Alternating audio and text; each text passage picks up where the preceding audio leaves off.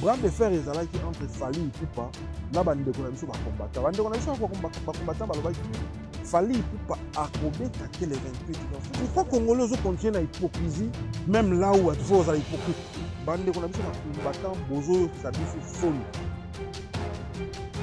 Vous devez commencer par admettre que cette journée, le 28 février 2020, vous choisissez la mission. Et ça là, positif et ça là négatif, et le réseau vous combat. Vous tambour la bino kalola donc bantabaku tu bakosa na bola. Est-ce que c'était vraiment ça le but? Il y a roya pour que mokimba et yo kabino ou bien bino bino ezala yiki bino boyande ko téléma ko sala ba manifestation pour que conseil. Pourquoi bolingo bo changer message?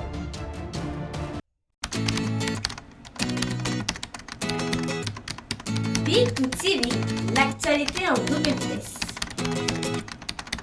Big2 TV, l'actualité en double vitesse. Internautes amis du Congo, vous qui le suivez partout dans le monde à travers cette émission, rien que la vérité, une émission d'analyse, rien que la vérité, une émission de débat, rien que la vérité, une émission de réflexion, rien que la vérité, une émission de partage d'idées, rien que la vérité, une émission qui combat les antivaleurs, rien que la vérité, émission et un peuple, rien que la vérité, une émission présenté et produit par moi qui est votre humble serviteur Babo Matoutou. Mais voici encore une fois devant vous, je vous dis bonjour ou bonsoir, cela va dépendre de l'heure à laquelle vous allez suivre cette émission.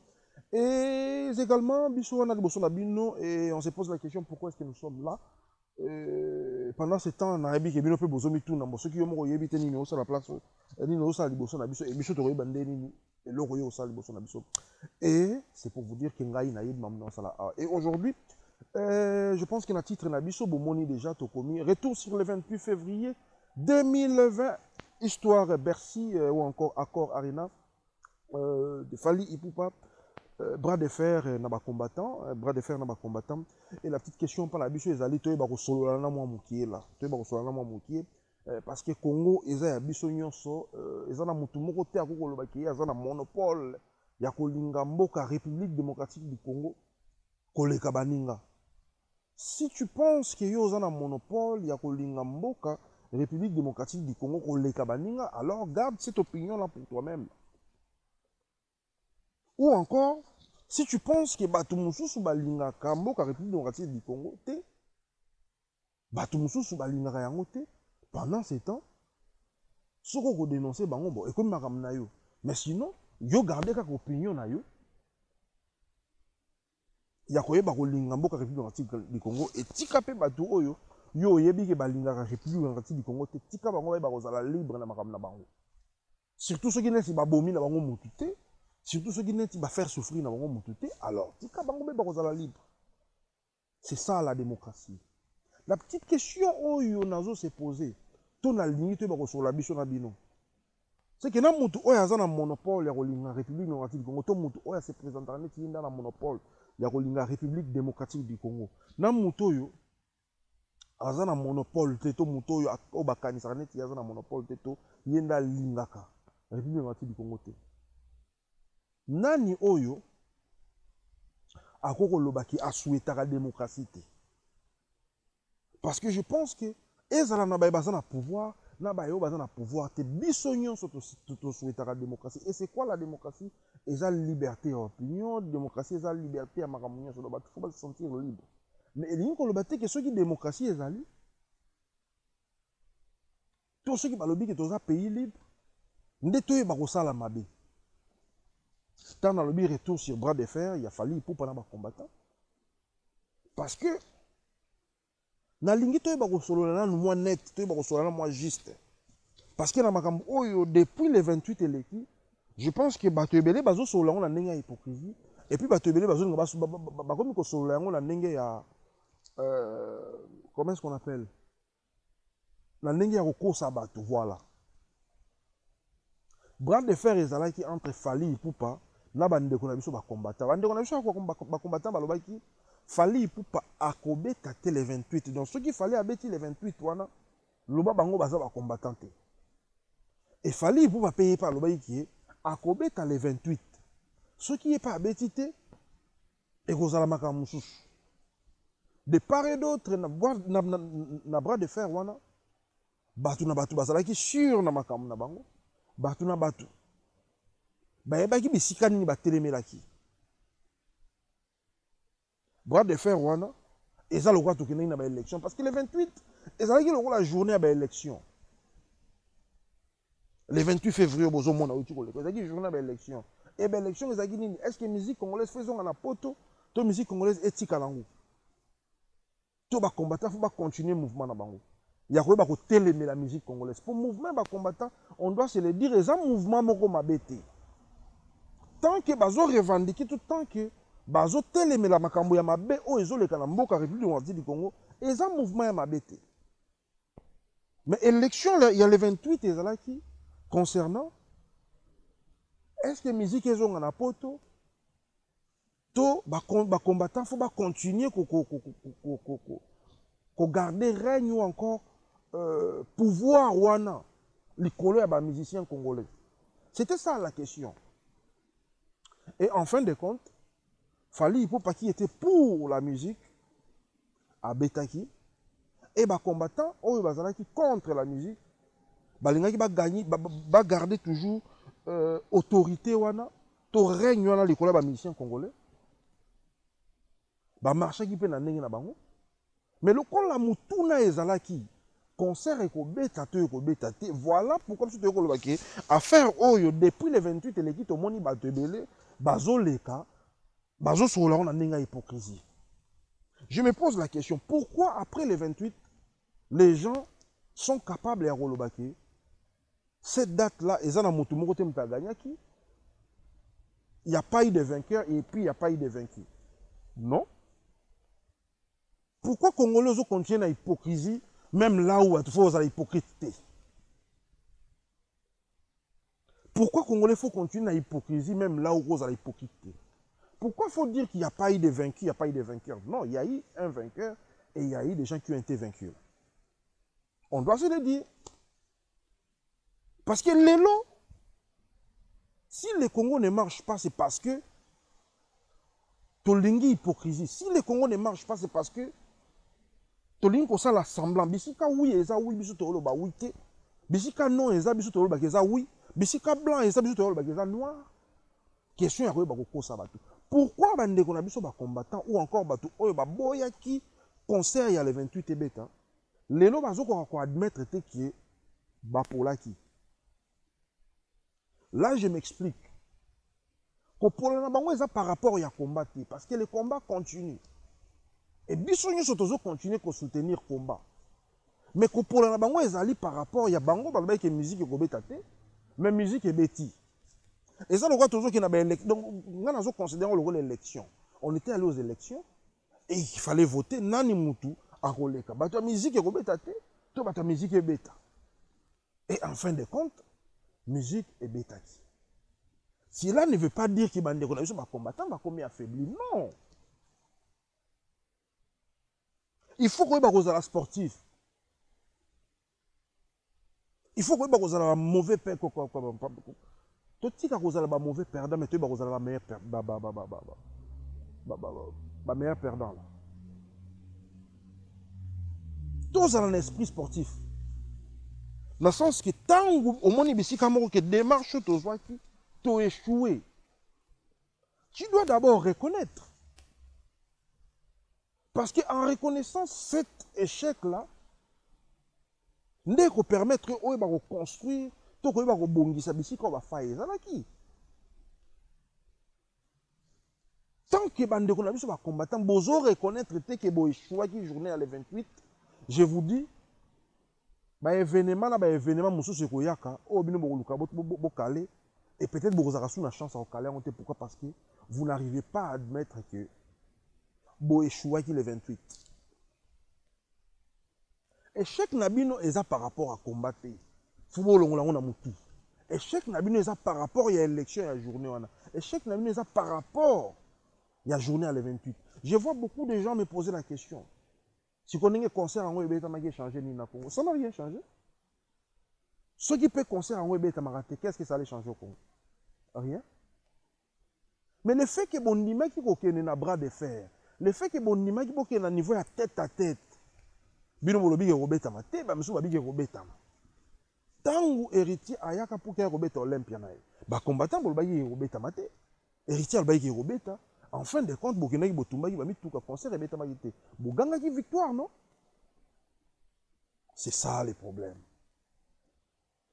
Mais les lobos au bakio non, to perdre le remonter de toutes les façons, biso message na biso et l'équipe qui l'embelobel va combattre. Mais est-ce que c'était ça le but?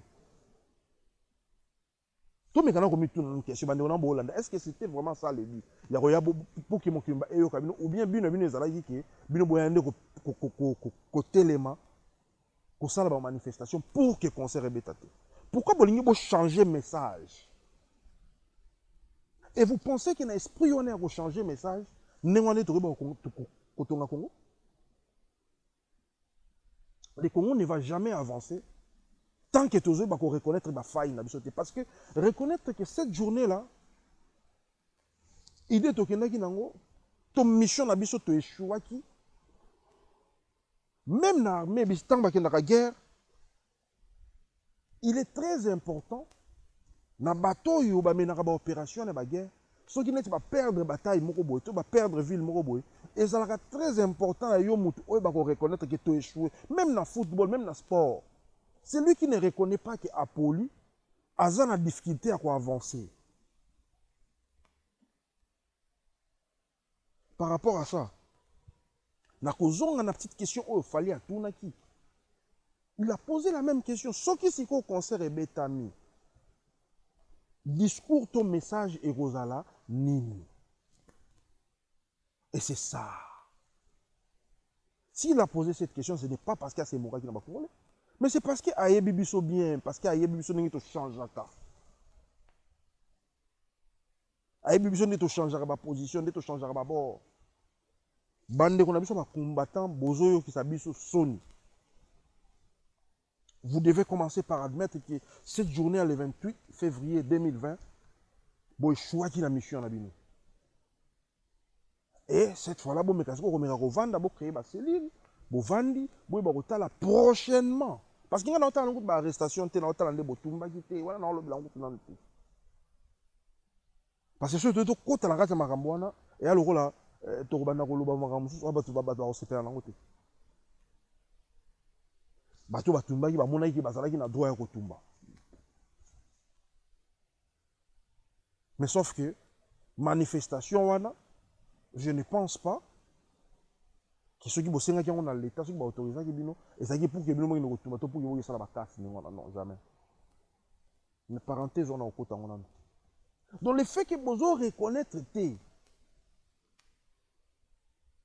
que bopolaki que mokolo na bo perdaki et qu'on continuera toujours aux zones sabino sima. Et de deux, c'est que bah événement et l'autre chose ma combat le fait de ne pas avoir de leader, le fait de ne pas avoir batu oyo, bah rozalata comme ba porte-parole, il y a ba combattant, bah rozalata ba porte-parole, il y a combat oyo, to ya lutte au ba congolais ba obunda lelo. Vous savez après Makamounion se donne ceux qui n'étaient pas l'équipe parce que quand on a une élection après élection il faut bateau union se donner de la côté gagner qui na côté parce que on a vu Fali na kati concert na etanga beti na suka nango a remercier bateau public na bateau alanda qui pour dire que bino union se to ça biso union se to sali makasi pour que donc il a reconnu au moins ba effort bateau mususu basali mais jusque là le fait que le combat ya loyenge, le fait que na kati ya combat yango, bozo na so ba tukwa ba bokié sur premier bokié sur le combat leader ya combat. Ba Odombo ba nani ba Bema Sombo ba nani. Des personnes qui n'ont même pas dans la vie na on a été ceux qui ba diriger tant ceux qui nini. Mais bo pesa bango mukumba ya likambwana. Il y a quoi diriger combat. Tout va va porter parole. Je ne sais pas, il y a un grade dans la position dans la si l'élo, c'est la déclaration moko de la part de Odombo, Babé Masombo, Boketu premier, Nani commandant ESO. Botika ko sala ba moko non. Bo sala na bloc bokangami boye nanu, bo mekana ko pesa nanu kosolola bato o bino bopesa ki espoir ya kolobaki concert et kobeta mate bomeka koyisa bango qu'est-ce qui est fait que oyo bino bozali na comme message to bi mokolo wana boyeba koéchouer na démarche na bino. C'est ça, bilan faut epesama. eloko ezoboma komba mosusu yango wana. Tant que tozo arrivé tozoyeba kosala babilan te bino bandeko na biso bakombata, tant que boyeba kosala babilan te ezala positif ezala négatif eloko ezoboma komba yango wana bozotambola na bino kaka lokola donc bantabakutu bakosa te. Bantabakutu bakosa. Et maintenant je me pose la question, nani azokosa nani? Nani aza pour Congo et nani aza contre Congo? Parce que la petite question, bino botuna yango, biso nyonso pe to mituna yango, ce qui se concerne yango ebetami mokolo yango, qu'est-ce que ça va changer? En tout cas, pas na bino, boyeba ki ko changer quelque chose parce qu'il faut affaiblir bino le fait que bino bozwaka trône. Ndenge balobaka ndenge Félix Ouzé kaloba leki soki abeti mokolo atika bitumba noki te. Donc bino oyebaki mokolo yango soki aleki abeti biso na bitumba oyo bo présentaki yango déjà. Mais ce qui peut ebetaki te, n'est-ce pas que bolingaki bo crier victoire na ngambo na bino? N'est-ce pas que lelo ba combattant banga bazwa lokumu ya kolobaki biso toza ba combattant bomoni to sukisi fali bomoni to sukisi ba musiciens congolais? Mais lokola lelo bo perdre bo changer de discours. Après ça, vous savez que bino pour libérer Congo. Bino pour libérer Congo. Pardon. Non, c'est au parce que Makambo yo. Et ça que na vandika non, c'est après avoir qu'on vanda qu'on réfléchir, né na loba. Et l'ingo bateke réflexion na ngande leki abatunyo non. Mais je pense que même ba intellectuel ba rolandanga ba comprendre na loba. Le fait de ne pas avoir le courage à accepter que tu échoué place oyo et vous permettre de nous avancer. Odombo nani bokechu bino tu lettre wana are wana tango ebimi o epekisi bino botika ke bokoki ko se manifester aux alentours ya Bercy. N'est-ce pas que Odombo na babe masombo bino boleki bolobi ke eza lettre à Lukuta? Pourquoi est-ce que tout le monde est venu na Bercy? Pourquoi est-ce que vous n'arrivez pas à dire la vérité dans le bateau Balandarabino? C'est ça le problème. Est-ce que la vérité est une défaite? Il y a défaite. Pour reconnaître que nous avons point beau être échoué, mais un la stratégie automone ici que nous prochainement, c'est si faut que nous bateau na bitumba, tu reconnais les sous boété. Aujourd'hui, tout le monde a Zolobela. Ah, préfet à Paris, à qui corrompu, ni boina. Mais est-ce que c'est le logo obino envisager quitter? Et c'est le logo envisager quitter? Ou encore, ceux qui n'ont pas corrompu. Tant que vous marche, qu'est-ce que vous n'avez pas compris? Parce que, excusez, les lots oui, c'est vrai que la démocratie est allée, moi, liberté, donc chaque section, je ne vois pas où encore beaucoup peut-être que non, ministre au côté parce qu'il y a une juridiction. Mais le préfet de Paris a géré par ministre intérieur.